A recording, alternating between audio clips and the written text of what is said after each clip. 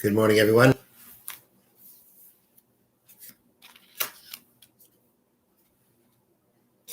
We are in Mishna Ma'aser Sheni, Perek Beis, Chapter 2, Mishnah Gimel, Mishnah 3. Yesterday, we had mentioned that when it comes to something called tilton, which is fenugreek, that there is a leniency by fenugreek of Truma that is not by Ma'aser Sheni. And what that is exactly is going to now be one of those things, one of those differences is what this Mishnah is not going to discuss. Tilton shel Ma'aser Sheni. If you have fenugreek of Ma'aser Sheni, te'achal tzimchainim, you have to eat it when it is when it's young and moist. So fenugreek, as they explain down here, has stalks and seeds that are used as spices. Our Mishnah is discussing only the stalks. Now, these stalks are edible to people only when they are moist. And actually, fenugreek is not your typical person food. It's typically an animal food. But there are some people who will eat fenugreek stalks, but only when they are young and moist. Once they grow fully, they become too hard and they're inedible for people. So therefore, the Mishnah says that if your tilton is Ma'aser Sheni, then you need to eat it while it's still young and moist, because we're not allowed to allow Ma'aser Sheni to go to waste. So if you let the fenugreek grow fully, it's going to become inedible, too hard, and you can only feed it to animals. And when it comes to Ma'aser Sheni, you're not allowed to feed Ma'aser Sheni to animals. So basically, you want to make sure that this Ma'aser Sheni fenugreek doesn't go to waste. You have to eat it while it's still moist, because otherwise it won't be edible to people and you can't do anything with it. So therefore, for tilton, for Ma'aser Sheni fenugreek, this is the halacha. You got to eat it when it's still young and moist. If we're talking about fenugreek that's truma, that's a different halacha. Even if it gets hard, you could feed it to animals. Even though typically we do not feed people food of truma to animals, we're not allowed to do that. But again, when we're dealing with something like tilton, which is, again, the only reason why it is truma is because of the fact that there are some people who eat it. Therefore, there are lenience. So therefore, it's midrabanan truma. The whole obligation of truma fenugreek is midrabanan. The only reason we have it is because of the fact there are some people who eat it. And therefore, there are leniencies by fenugreek truma that we don't have by other types of truma. And therefore, you're actually allowed to feed the fenugreek that's truma to an animal. And therefore, even if you allow the truma fenugreek to become hard, it won't go to waste. So we fed to the animals. So this is the example of the leniency that you find by truma fenugreek that you don't have Ma'aser Sheni fenugreek. Truma fenugreek, you can let it get hard and feed it to the animals. While fenugreek of Ma'aser Sheni, you cannot let it get hard because then it won't be edible to people and it's going to go to waste. So the leniency that you have by truma fenugreek over Ma'aser Sheni fenugreek is the fact that you can eat it even when it gets hard. Now the Mishnah goes into another halacha regarding truma, that's fenugreek that's truma. V'shal truma. If we're talking about fenugreek that's truma, Beis Shammai say, Kol ma'aseh b'tahara. Whatever you do with it to prepare it has to be done with purity. Now, an introduction. I read it to you here from the art scroll. The Mishnah discusses another law about fenugreek that is truma. Truma, general truma, can never be handled by a person who is tamei. The person is tamei, is going to make the truma tamei. You're not allowed to do that. In addition, the sages decreed that even if a person who is tar, even a person who is tar must wash his hands before touching truma. If someone touches truma without unwashed hands, the truma is considered tamei. That is a special law that the sages instituted. Before you touch truma, you must wash your hands. Otherwise, we consider your hands, even if you're pure, you haven't come into contact with anything impure, that makes you impure. Nonetheless, if you do not wash your hands before touching truma, we consider your hands impure, and you will invalidate the truma. You'll make it tamei. So therefore, you have to wash your hands anytime you touch truma. Now, the question is going to be, when it comes to fenugreek, as we mentioned, that the laws of fenugreek are more lenient, then the other question is, do you still need to wash your hands before you handle it? We're talking about eating the fenugreek. feeding it to the animals, eating it yourself. That means you're going to be handling it. You have to wash your hands beforehand or not.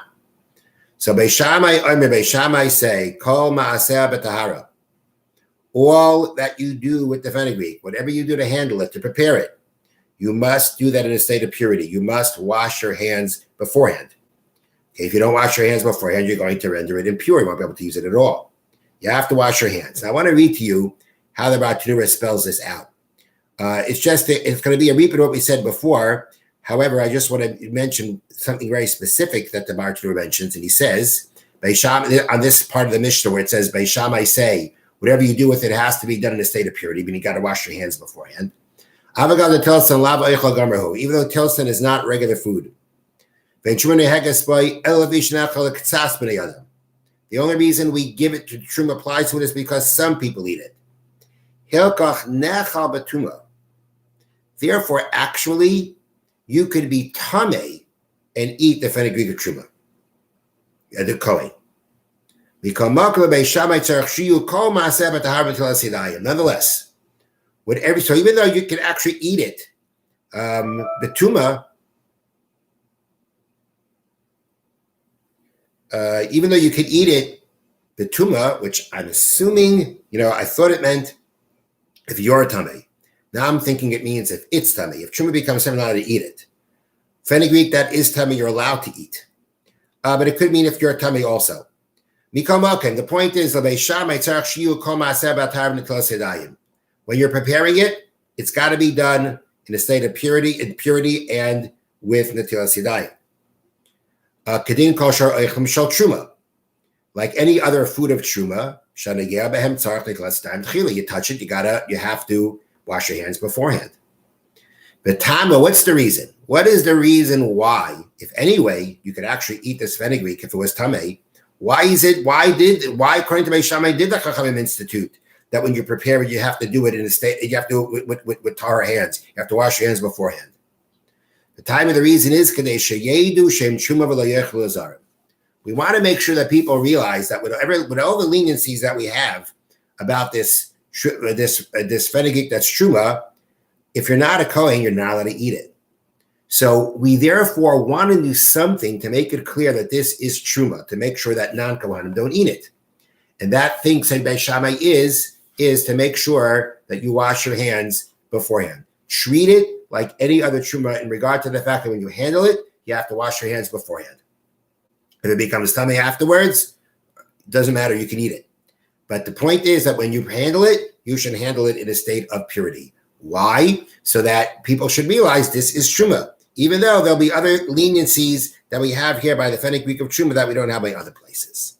Now, so this is Beis Shammai's opinion. Before you handle it, before you prepare it, for eating, for feeding to your animals, wash your hands beforehand.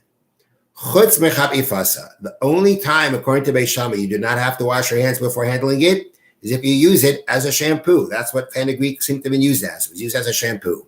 So if you're using it as a shampoo, then you don't have to wash your hands. Why? Because basically, once it's used as shampoo, it's no longer edible. So there's no concern that non-Kohen is going to eat it. And I guess whatever you do to make it into a shampoo, at that point, it's inedible. If it's inedible, no one's going to eat it. You don't have to worry about the non-Kohen eating it, and therefore you don't need to handle it in a state of purity with your hands washed. Okay, that's the opinion of Beis Shammai. This is why Shammai says this is how far the sages went to make sure that it's clear that this is truma and that a non-Kohen shouldn't eat it. Beis Hillel say, you could prepare it with tameh hands. You could be tameh, your hands can be tameh. You don't need to wash your hands when you handle it. Chutz mishriyasa. The only time you're going to have to wash your hands and make sure your hands are pure is when you soak it. That means if you are handling the fenugreek and you're soaking it in water, that is when, if you're going to do that, you got to wash your hands beforehand. Why? Because what's going to happen when you do that is that, number one, before any food can become susceptible to tumah, it has to come into contact with one of seven liquids. One of them is water. And if you take the fenugreek and water gets on it, now it's susceptible to tumah. At the end of the day, it's susceptible to tumah. It may not make a difference about it whether you can eat it or not, but it becomes susceptible to tumah. So now, if your hands are unwashed, your hands are tummy. They are. That's the fact. They are tummy. For truma, they're tummy. For fenugreek, says Beis Hillel, it's not a big deal. But at the end of the day, your hands are tummy. Now, if you soak the fenugreek in the water while you're holding it, then you have made it susceptible to tumah, number one. And because your hands are tummy, you've made it tummy at the same time. At that case where you're basically making it susceptible to tumah and making it actually tummy at the same time, when that's happening, that is where the sages decided that's where we're going to make that's where we're going to treat it like regular truma to make sure that people realize that this is truma and a non-Kohen can't eat it. According to Beis Hillel, the Chachamim felt that the only time you need to do something to make it clear to people that this is truma, even though you're going to treat it not like truma in other ways, something you've got to do. According to Beis Hillel, that something is not that before you handle it, you got to wash your hands like all truma. No, typically when you handle it, you don't have to wash your hands beforehand. But if you are soaking it, which means you're making it susceptible to tumah, and your hands are impure because you didn't wash it, so that means you're making it susceptible and making it tummy at the very same time, that's where the Chachamim said, that far we're not going to let you go and do that to fenugreek, because then there'll be nothing left to fenugreek that will make people realize it's truma and stop a non-Kohen may come to eat it. It's only in that case, Beis Hillel said, that the sage decided to say, then we're going to treat it like truma, in the sense of wash your hands beforehand, handle it with impurity. Only in that case, when at the same time that you make acceptable to tumah, you will make a tameh, that's where they said, that far you don't do, you have to wash your hands beforehand. And that's enough to make it clear to people that this is truma and that a non-Kohen way to eat it. According to Beis Shammai said, no, the sages needed more than that to make it recognizable. They wanted you to, when you handle it the same way you handle truma, wash your hands beforehand to make them pure.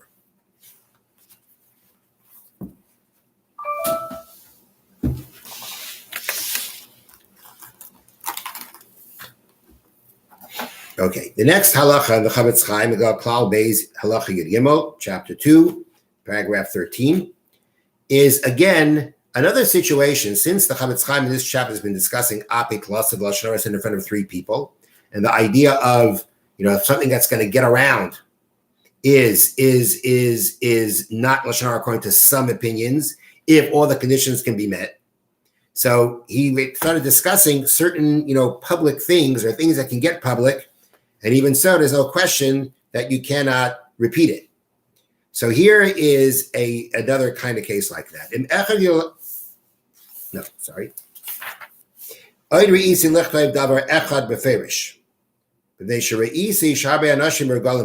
There's nothing else I want to speak out explicitly, because I see people are very, it's a very common thing for people to do. And that is, somebody gets up to give a sermon in the Beis Medrash. Now, in the times of the Chavetz Chaim, believe it or not, the rabbi of a shul or a community did not typically speak every Shabbos. Did not, typically. Typically, they spoke twice a year, Shabbos Shuvah and Shabbos Agadol. But there were people who would go around from town to town giving sermons. That was their source of livelihood. They were, so to speak, traveling preachers. But the point is that they would give these sermons again to speak to people and, inspire them, hopefully. And it was a common thing for different people to travel around and come through towns to do so. So here's a story. If somebody gets up and gives a sermon in the Beis Medrash, and this would include the rabbi giving the rest of the sermon too, it's forbidden according to Jewish law to make fun of him, to make fun of the drasha. To say that he has nothing to say. There's nothing to listen to. It's not worth it. It's a waste of time.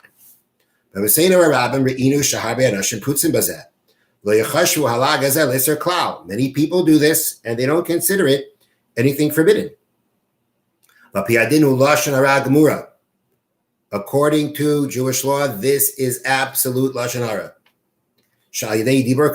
Because by saying these things,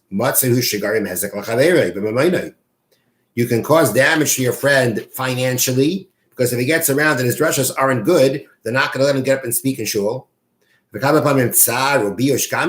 often, suffering and embarrassment comes because of it. Let's say it's true. Let's say this guy is not good. Lashon Harah is forbidden even if you're saying the truth. The guy who's making fun is not doing it for any constructive purpose. Because if he really was a person who was a person serious, and who was serious about his dealings, go over to him quietly and advise him quietly, privately, respectfully.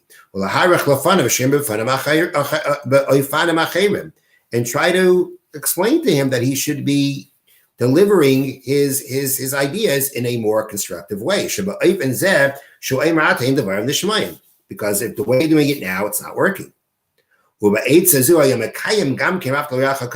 you do so, not only you're not speaking Lashon Harah, you'll actually be helping him and fulfill the mitzvah of love your friend like yourself. And even if you're not going to go over to give him advice, don't make him a mockery of him in front of people. And this permission, this leniency of the fact that in front of three doesn't apply here, he says, as he wrote in his footnotes. So in the footnotes of the Chametz Chaim, which is called Ber Mayim Chaim, gives a very interesting explanation. So the Chametz Chaim is basically posing a question. This person got up publicly, okay? He didn't do a good job. This is a case of, instead of Ruvain speaking to Lashon Harah about Shimon in front of three people, a person basically put himself down in front of more than three people. So, hey, in front of three people, they got to go talking about it. And therefore, for me to say it, shouldn't be Lashon Harah according to the opinion that we said before, right? You got three people, at least three, more than three, in this case, more than three people heard it. They're going to be people who are going to spread that it was not a good Russia. It's a davar also l'skalis. It's something that's going to become public. So it shouldn't be Lashon Harah according to that opinion. Says the Chametz Chaim, no, you can't do that. Because as he said before, excuse me, he said before that even if you can repeat what was said, you can't add to it. Now, the argument of Chametz Chaim says basically is that, for every bad drasha, every bad sermon, every bad lecture, every bad class that's out there, someone may have liked it. Someone may have gotten something from it. You may have gotten nothing from it. Maybe a lot of people have gotten nothing from it, but there's always going to be someone, and more than one someone, who actually did like it or did have something from it.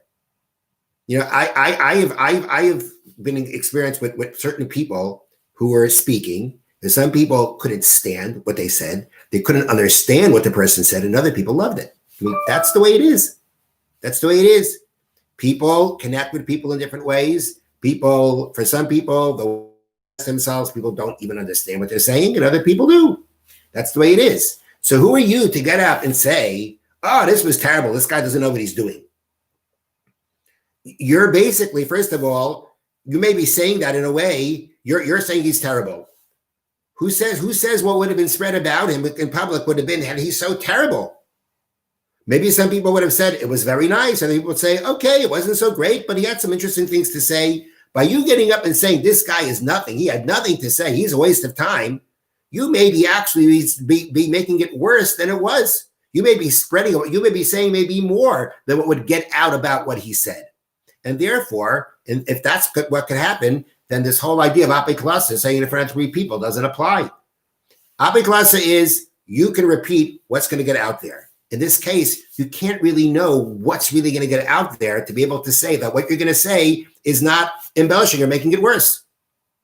And therefore, there is no leniency whatsoever when it comes to this kind of situation of basically making fun of a person's sermon, a person's lecture, a person's class in front of others. There's no license whatsoever for it. It's absolute Lashon Harah, and the person should be very careful from it, because in some cases, even nowadays, it could actually be a reason for a person to lose their livelihood, to lose their standing in their community and what they do. And therefore, it's absolute Lashon Harah. Have a wonderful day.